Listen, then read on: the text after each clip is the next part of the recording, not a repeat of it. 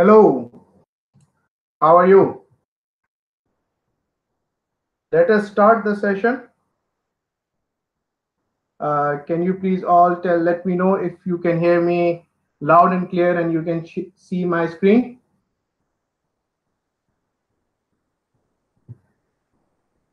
This you could do by commenting on the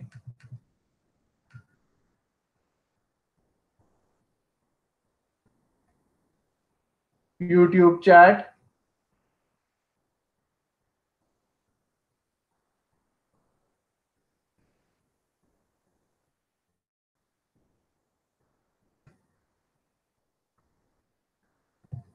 Good. So let us start with the reason that we all are here together. And it's a free webcast, so you can share the link with all your friends. It's a good introduction. And let us see if we can take some good things out of it and use and motivate ourselves to go for PMP certification. So PMP Certification Simplified is actually a brand logo that I am running.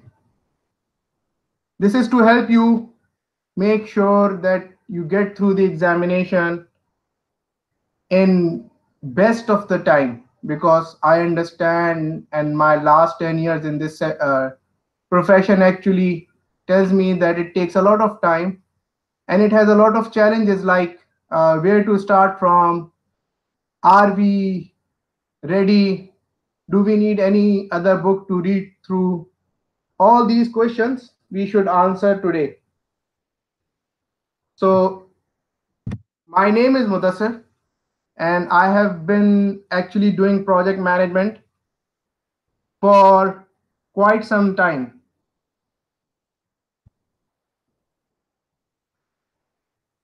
I did my PMP in 2007, and since then I have been providing coaching and training in as project manager and for the project management certification.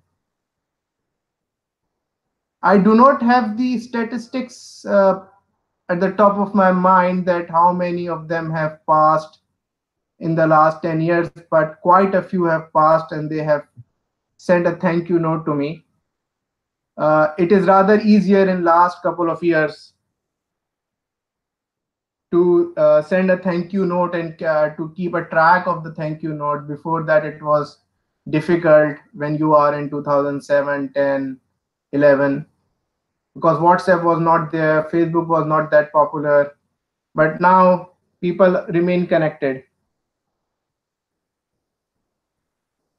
So this is a little bit of my introduction and why do I feel that I may able to help you in getting this examination through successfully.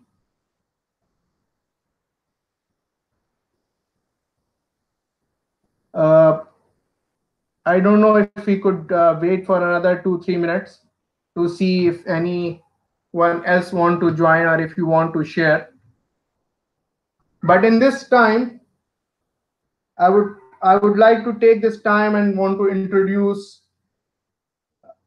more about the project management before jumping deep into what is project management certification and what is PMI. So project management is, you see it everywhere around you. Even if you see your life at your home, you are doing this. Our projects are very large in nature, at least in terms of years. When we start doing a project management for our kids, when we start doing a project management for our education, where we actually makes a plan that how we are going to pass grade 12, then how we are going to do the university and what should be the path that we should be taking to make sure that we get in the top 2% of the world. I'm not sure when, but about 2, 3 years back, I read a study that if you are earning more than $34,000 a year, you are actually in the top 2% of the world population. So you can imagine where you are standing right now. We are almost 7.6 billion people on this planet Earth.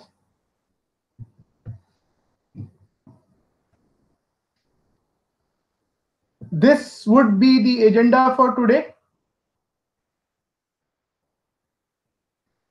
First, we will go have a little bit of introduction of Project Management Institute and what is PMI Credentials. Then we will go and see what is project management and the PMP certification. After that, it would be who are project managers. And I see a spelling mistake here. Great.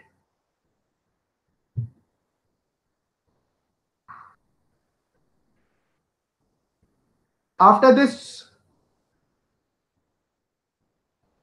we will go into the PMBOK, which is Project Management Book of Knowledge Guide. Why do we need it? How it is going to help us? And after the certification, what could we do with this PMBOK guide? Then obviously eligibility criteria, specifically certification exam, what we need to do, how we are going to do it, what does it require, and then after this it would be how we are going to manage it. It is very important that once we are done with the project management certification, we don't lose it in 3 years time. We need to make sure that we keep on going and we keep on maintaining it. Obviously the benefits, a little bit of philosophy, although I would like to have a QA session, which I usually have if I'm doing in a face-to-face session. But obviously you can leave your comments and questions in the chat box, and then from there I can take it up. So let's keep it interactive, and if you have any question, drop it there.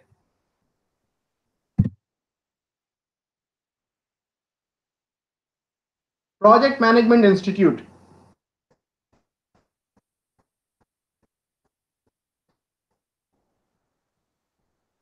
Project Management Institute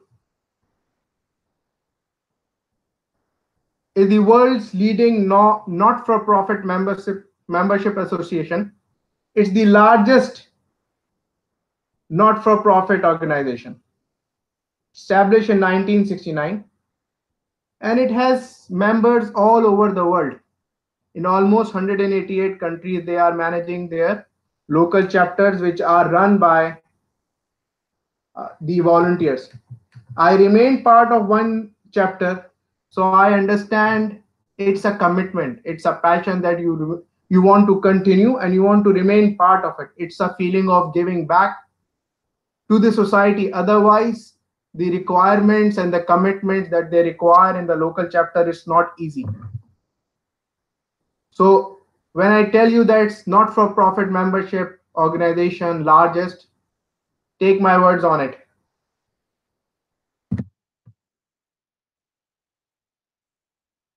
PMI Credentials. They have 8 different certifications, which are based on their standards and most importantly, ongoing research. They are making sure that whatever they are training in and the certifications and their certifications remain alive and nobody actually asks that your certification does not make any more difference or they are outdated. So they have CAPM, PMP, which is obviously their flagship product, PMI scheduling, Agile certified practitioner, program management, portfolio, risk management, and business analyst, professional business analyst. It is important to understand that there is no hierarchy in it. It is not that you have to start from CAPM, then to PMP, then to PGMP, or to portfolio. So you need to select the best certification for yourself wherever you are standing in your professional life, and then you need to go for it. Today, we will be going and identifying and understanding the project management professional. But before jumping into this, let me introduce CAPM a little bit. CAPM is for professionals who are just starting their professional career or are new to project management. And as I always say, they want to streamline from the day one. They want to make sure that when they will go for PMP certification, they have been practicing it wholeheartedly. So CAPM is a good step forward for the beginners, and I suggest that those who think that they are not qualified for PMP, they look for CAPM. You cannot renew the CAPM certification, and you have to move to PMP within 3 years.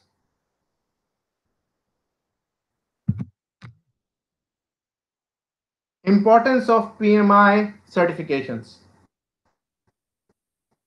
They have 8 unique certifications, almost 1 million PMI certification holder worldwide,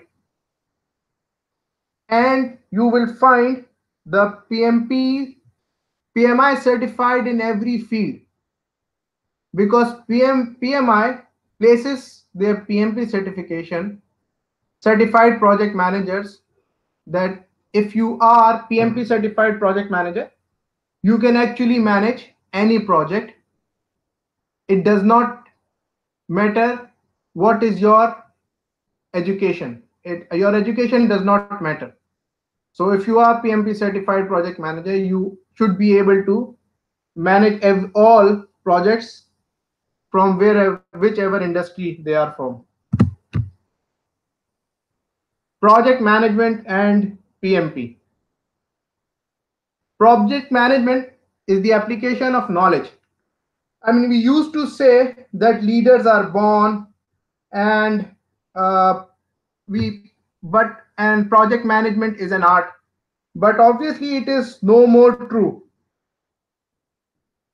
What is important is to make sure that yes, you may be very good at management, but you need to learn the tools, and you need to use the experience of the people who have been doing it for years and years. Project management is not something new. So you should not be reinventing the wheels and reinventing how a project management should be done. People have been doing it for years and years. So let us use their experience. Let us use the tools that they have been using and are successful. So the PMP is the most important industry recognized certification for project managers. Most importantly, it helps you speak the same language. We used to use the word a global village. We are so much interconnected now. We have teams, sometime outsourcing, sometimes if you are in US, UK, and in Middle East, you will actually find people in the team from variety of backgrounds. How do we communicate? We communicate through a language that we all understand. We don't communicate in a language which we all don't understand. So PMP actually gives you a language that the all project manager speaks. It is launched first in 1984, and since then we are now in version 6.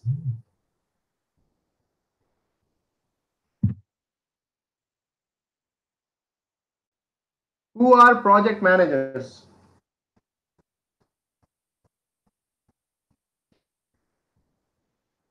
So for me, when I think of project managers, it is about change agents. It is about people who takes the ownership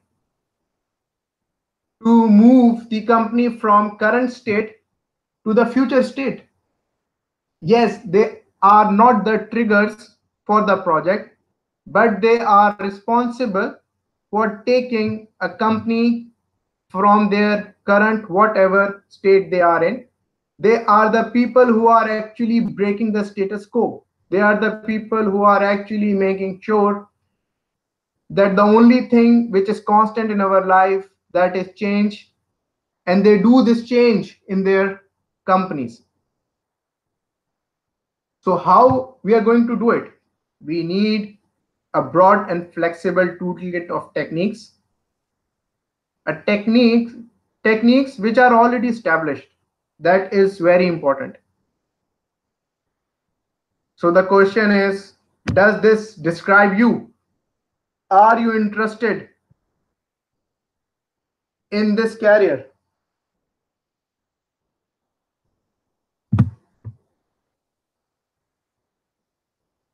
In PMBOK 6, the current version, and as per PMI, we have four basic roles.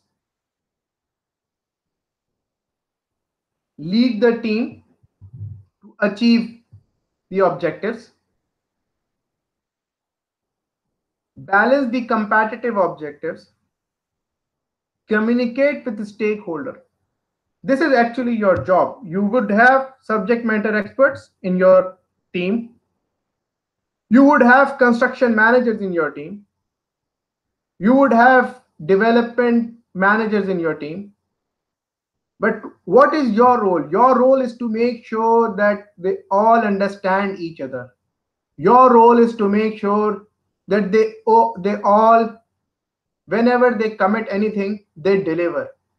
You need to make sure that you minimize the noise between them.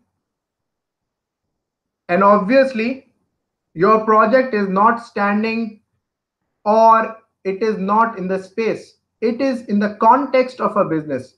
So you need, as a project manager, to understand the business value that your project is going to deliver. So, and obviously, in current times, our businesses have a moving target. So be aware of these things and make sure your project has the space for uh, to achieve the moving targets of business.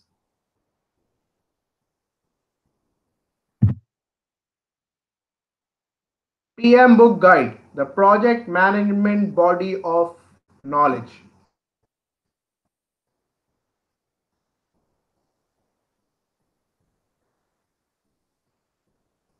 I do not have the book in my hand and I cannot show you the book.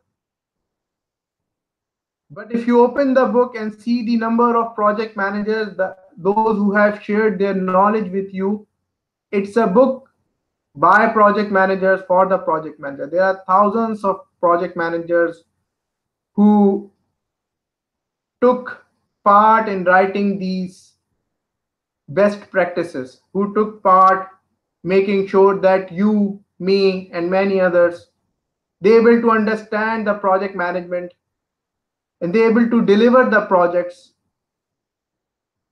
within constraints.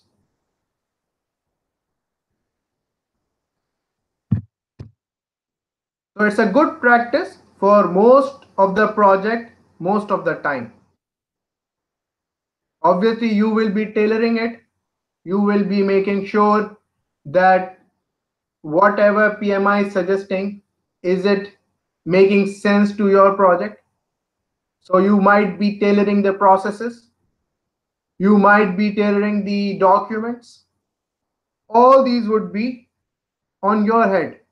So yes, PMI is suggesting the best practice or a good practice for most of the project, most of the time. But at the end, you cannot say that your project is failed or you are failed because something is written in the PMI PMBOK. So it presents the following 49 project management processes assigned to 5 process groups. So these are related to when they are used and 10 knowledge areas related to why they are used. So 5 process groups are initiation, planning, execution, monitoring and controlling, and closing. And 10 knowledge areas are integration, scope, schedule, cost, quality, all these. PMBOK Guide 6. What's new? This slide is very important for the people who have done their courses or who have been preparing on PMBOK 5. So this comparison is very important for them. So first 3 chapters are completely revised. So they are now focused on new trends. They are focused on modernization of project management profession.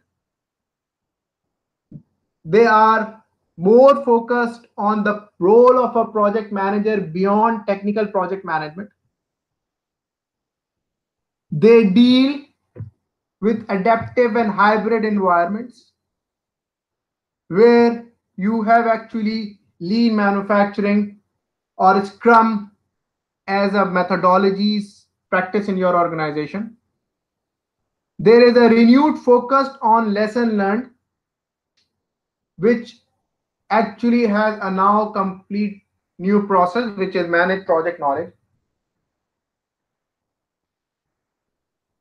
They have also increased or added more functionality as a role for project manager. Now they are dealing project manager in addition to being technical manager. He has to understand the business case and he has to understand the benefits that the project is going to deliver to an organization.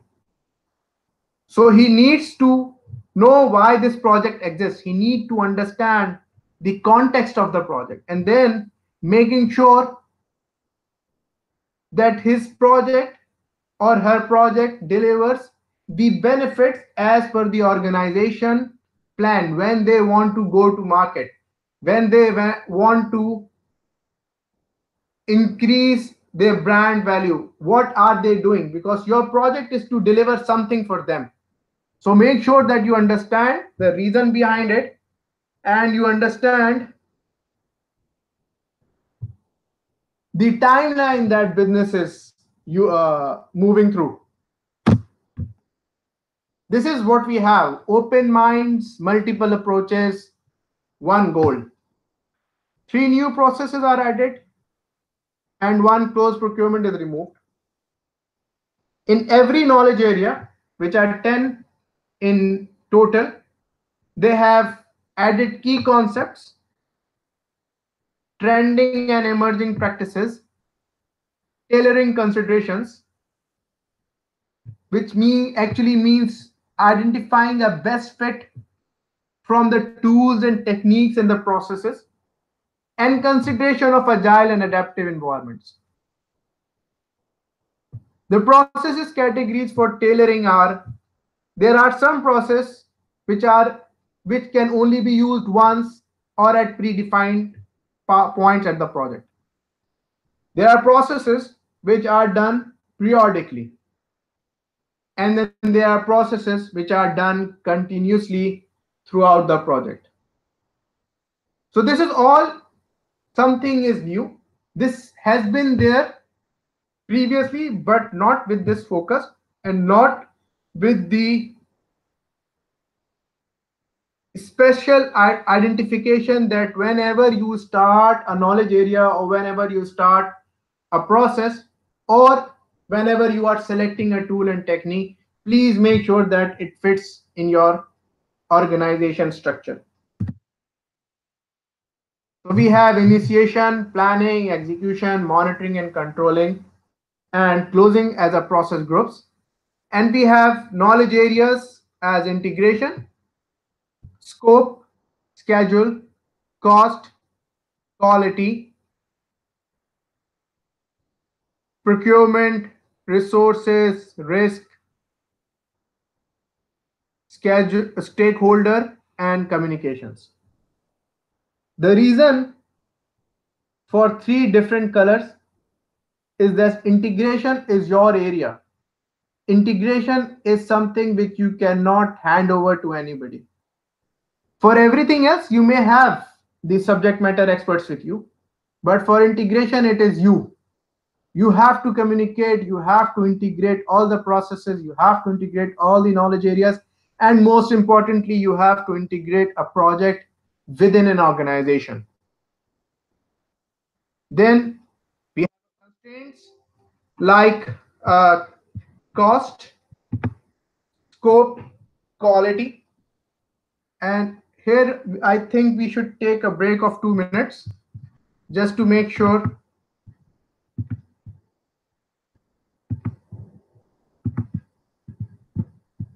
that we have no questions here. I'll be giving you a break of 2 minutes. Just if you have any questions, please put it in the live chat.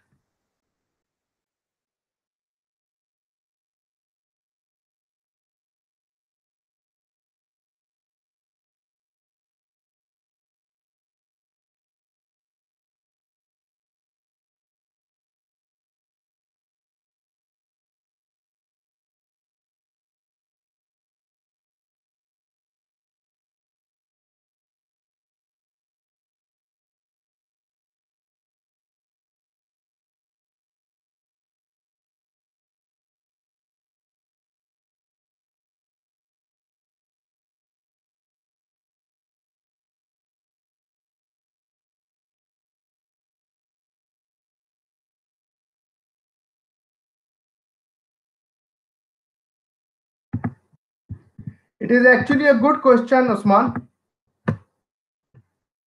I believe when I talk of PMP certification, I say about 5 years in your project. And when I talk of CAPM, it is about 2 to 3 years in your professional life. But it again, it depends on what path you are following. So if you are in development, so this might not be with you for you, but if you are working as a team lead, this is definitely for you.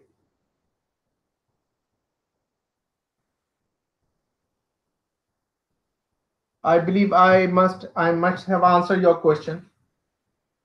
But if you have seen my first post, so 5 years of project management is good for if you want to go for PMP, and 1 to 2 years of project management if you want to go for CAPM certification.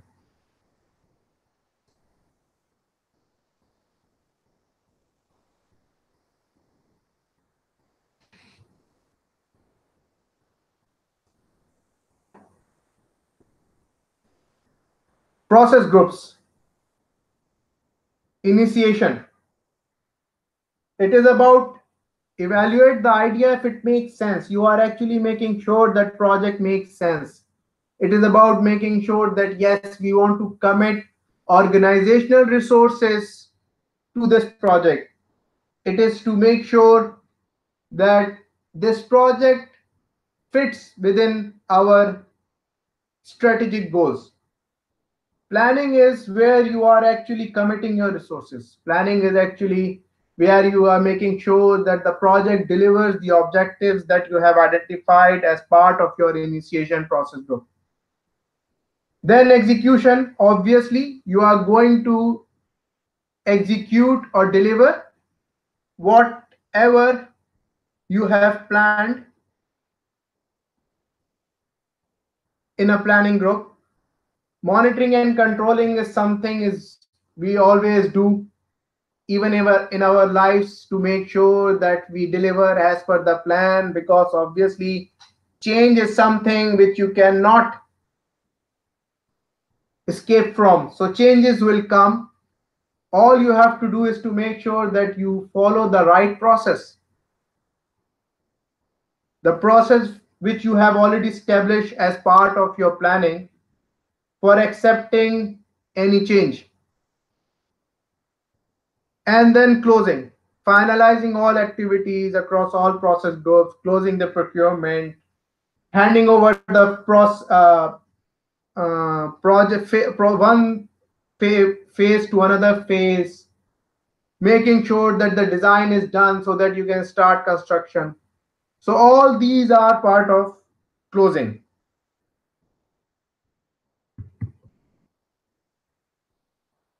Knowledge area, we have integration, which is overall coordination of project. We have scope, it defines all we have to do on the project to deliver a product or a service. It is about identifying what is not part of the project. It is about identifying what activities we need to do to make sure that the project has all the capabilities and the characteristics of the product. Then we'll go into the schedule. Obviously, we need to make sure that we time everything properly, because time is money. Every single day, every resource is going to cost you. And obviously, when it is going to cost you, you need to make sure you have the budget. And quality is definitely not free. So you want a better quality, you need to spend more time and commit more resources, which means more cost. But definitely, it means less risk. Then you have procurement. No company can do all the things in-house. They might need to buy something. Even if you are a software house, you will be buying something. If you are a construction organization, you might be outsourcing something. If you are a manufacturing organization, you would be buying the raw material. Resources is about equipment, material, and most importantly, the team. Communication is what you will be doing all over again and again and again and again. It is about managing the stakeholders' expectations. It is about managing the stakeholders' requirement. It is about making sure that the people are getting the right information at the right time. And risk. Life is full of risk. Whether we are driving our cars, whether we are walking on the roads, and there is we don't know what the future holds for us. So we have to plan for those risks.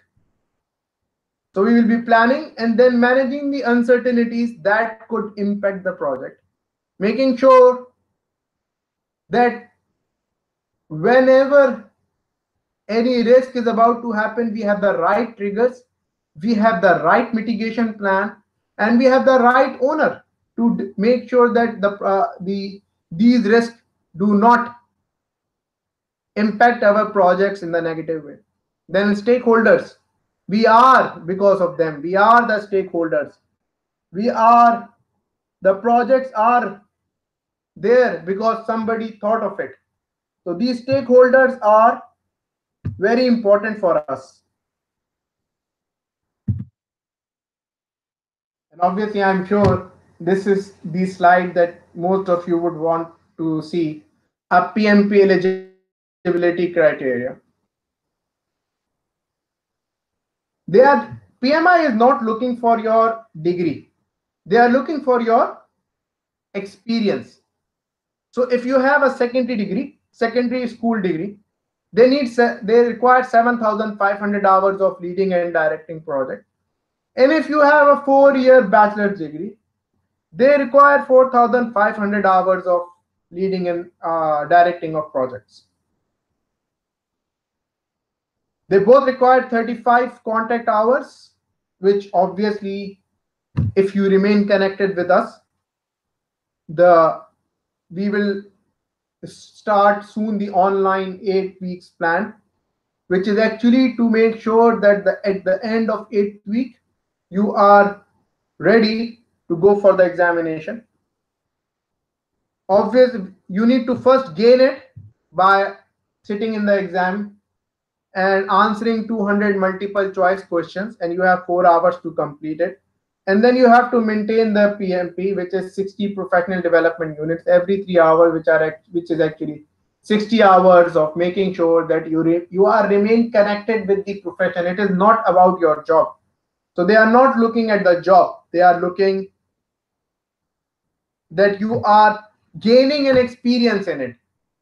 Price of the exam for non-members is 555. For member, it is 405. The membership fees is $139.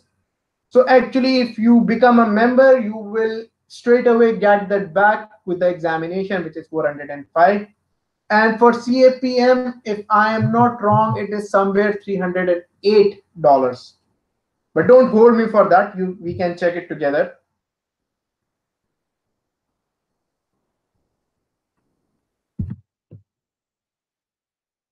You have to provide an application. It's a very simple application, and you could be audited, but again, it's a completely random audit.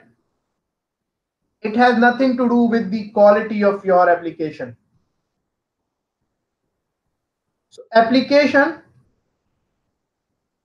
is to show that you are not paper manager. That's the terminology I heard somewhere in some lecture, and I liked it.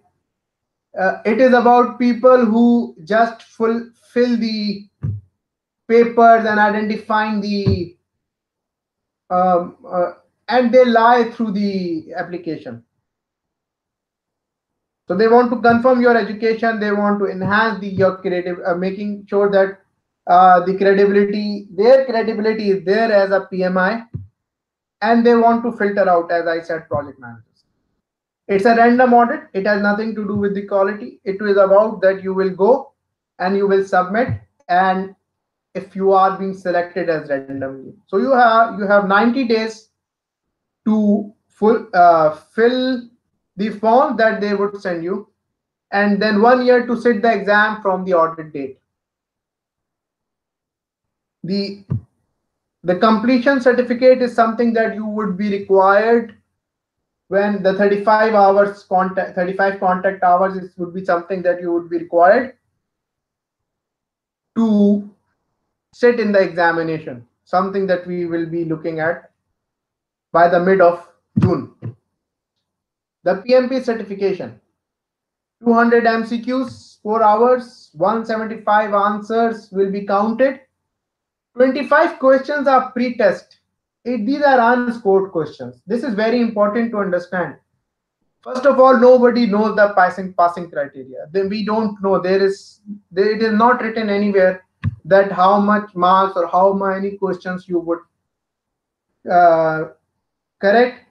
Then and it is 69% or 70 or 80% that you will be considered as passed or on the target or above target. So very important here is 25 questions are pre-test. These are unscored. These are to test those questions which are new in the bucket. So PMI makes sure that everybody and all of us as a project manager understands the language, and all of us as a project manager understand the concept and the scenario behind these questions. So if the questions are very easy and most of us are answering it correctly, so they might want to make it a little bit difficult. And if a very few percentage is answering, so they might want to make it a little bit easier. So this is how they test it. You need to make sure that you understand the exam software, how it is being used. Each right answer will earn you 1 point. There is no penalty for wrong answers. Please make sure that you read through PMP handbook and exam content online. The links that I have already provided in the chats in the group, and I will again post it. So if you are stuck in about 180 questions out of 200, use the same formula that you used to do it when you are in grade 9 or grade 11 or grade 12. Any, mini, miny, mo might work for you.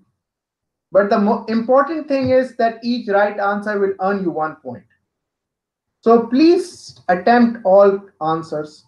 Make sure that you understand.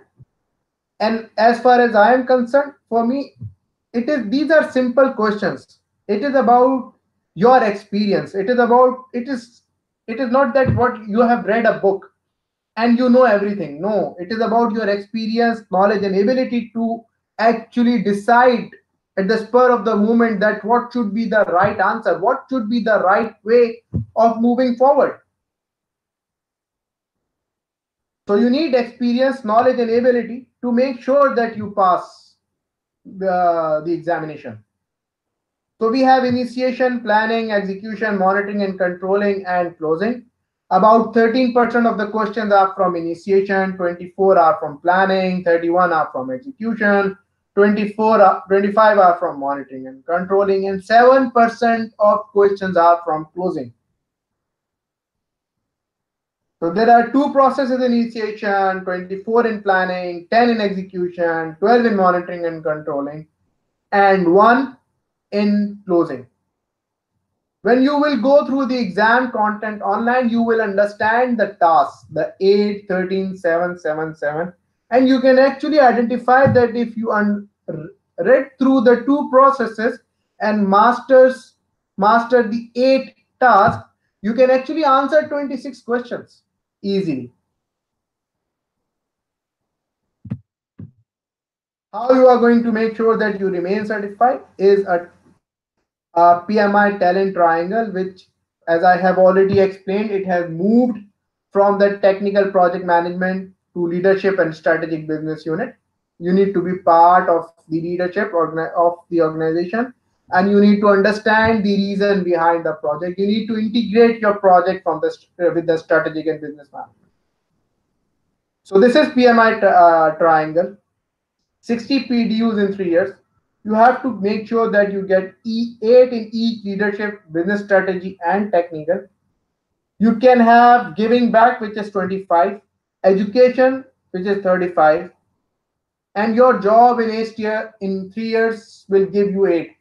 So still, they are giving you back for your job because you are practicing the profession, but they want you to remain connected with the profession. They want you to remain researching for the profession. They want you to make sure that you are trying to identify the new trends and emerging practices in the profession.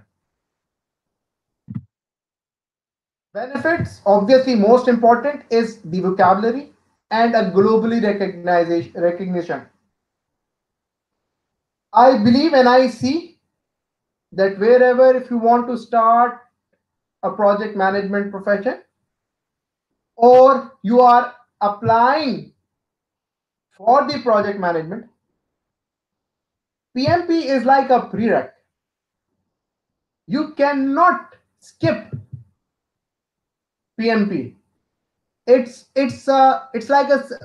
like a door which will open a lot of opportunities for you. So you will improve your personal performance. You will have the tools and techniques in your hand, and you will be globally recognized that yes, you are using the project management processes, you understand what project management is.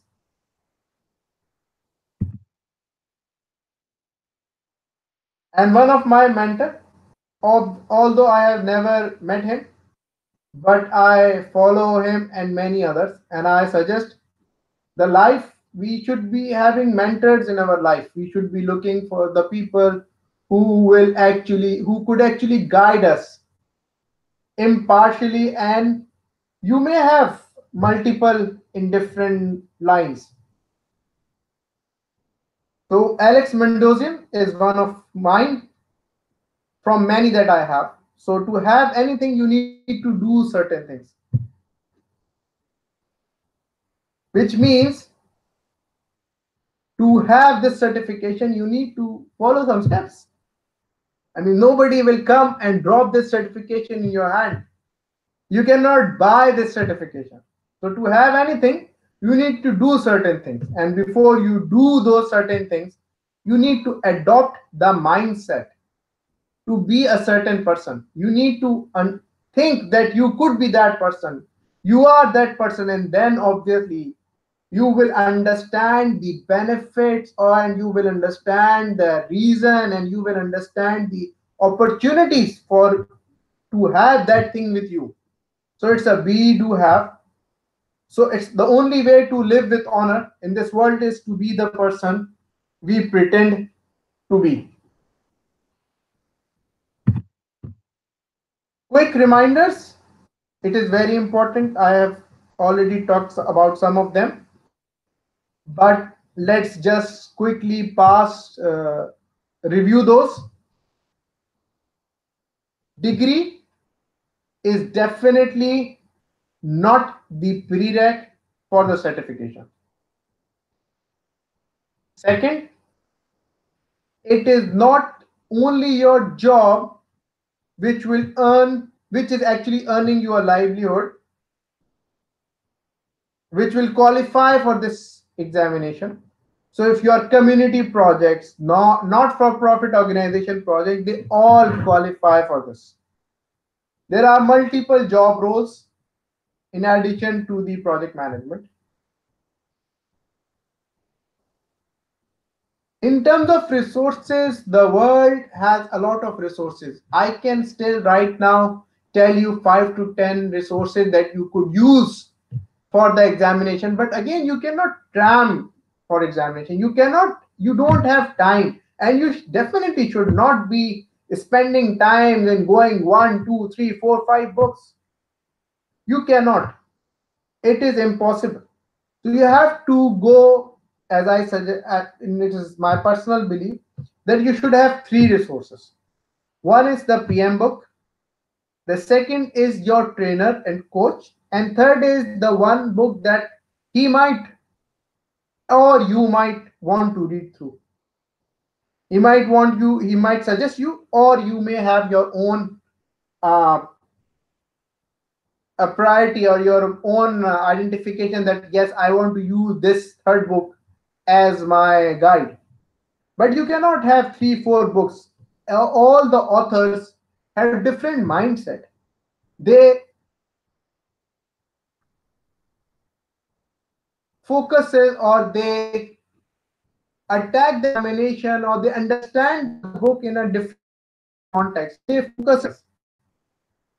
So keep your 35 the PM book, your 35 hours of the course and your coach and one resource. Passing criteria is you need to pass in all five process groups. PDU is required after PMP, and this is the contact hours which you are looking at. All those who are for PMP certification. CAPM requires 23 contact hours, and I suggest for all those who have earned their PMP on book 5 to please register for the review material about the differences between PM Book 5 and PM Book 6. Attend some lectures, which we will obviously start sharing in the end of June, and see the difference, the tools and techniques, the new tools, about 136 in total that they are suggesting. Look for those. It's a hard study, believe me. It's a complex exam, but I don't want to discourage you here. Or as a project manager, we want to plan for this risk. We want to plan for our success. We are not going to be afraid of that. It is if it is a difficult exam and if it's a complex exam, we will fail that exam. No, we want to make sure that we are successful. So we need to plan it. That's what the PMP book is. Plan your first project as PMI suggests. You need to go through this PMP PM book at least twice. Course content, which obviously we will have it in the as a handbook. Look for your weaknesses, look for your strengths, work on those. There are some questions you might not, I mean, usually we say that about 5 to 10 questions will be for numerical, but lately we don't find a lot of numericals, but we find a lot of questions in terms of project charter, benefit management, course benefit, uh, business cases, scopes. So this is all what you need you would be looking at. And then most important, exam center. You need to know where is your exam center. That is for the final part, but you need to know your exam center. It is to understand that you would not get you cannot take anything inside the exam center. It is important to understand that you learn how to use the calculator on your computer. They might give you an additional calculator, which is a simple one, obviously not the scientific one, the one which you are using at your home, but they might ask you to use your computer calculator. So you need to understand the where it is, how you will get there. If the exam is at 9 o'clock, and if you are not an early riser like me, I'm not an early riser. So if you ask me to take an exam at 9 o'clock, I have to actually practice for last whole week to wake up at 7 in the morning, so that at 9 I am in my full bloom. I have to be in the full with full energy at 9 o'clock. I cannot have a tea and coffee and wake up by 9:30, 9:40. No. So if you are not an early riser, and if the exam is at 9 o'clock in the morning, you have to start practicing waking up early in the morning, at least a 1 week before. So this is all what we have. And if you have any question, please post it in the chat box, or else we will close our presentation here. This would be available in the YouTube channel, and you may use it later, and you may share it with your friends. So please, if you have any question, please post it.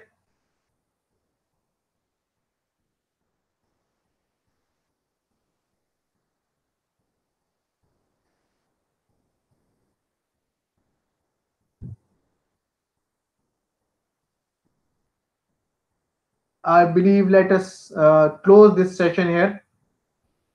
And if you have anything, you may subscribe to my YouTube channel, or you may come and join my WhatsApp group, and we will be discussing the future plan there and how to make sure that we get the certification in the most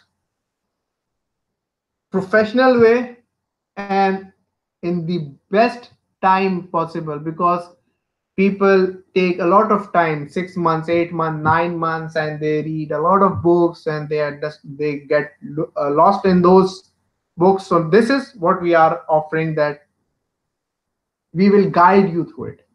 We'll make sure that you understand every step, and we are there for you. Thank you for your time, and this is where we will end our today's session. See you soon. Thank you again.